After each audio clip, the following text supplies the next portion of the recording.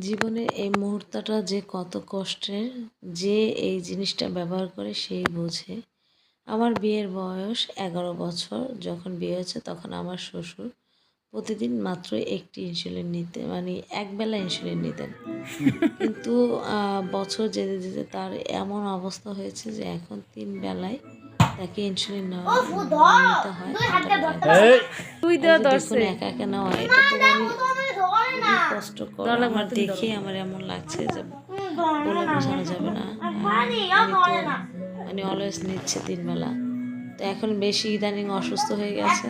Doctor আমাকে বলেছিল যে 3 বেলা ইনসুলিন নেওয়ার জন্য, কিন্তু ওই 3 বেলা ঝামেলা দেখে 2 বেলা নিয়েছিল। ওই 2 বেলাতে অসুস্থ হয়ে গেছে।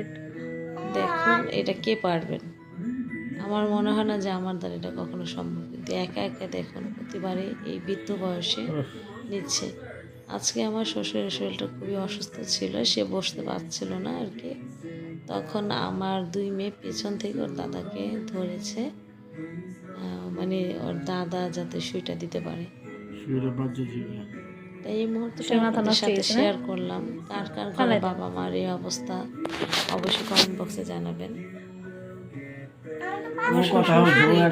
মানে ডায়াবেটিস না, ওনার এমন কোনো অসুখ নেই যে নাই। তারপর আল্লাহ তাআলা তাকে এই পর্যন্ত সুস্থ রেখেছেন, আলহামদুলিল্লাহ।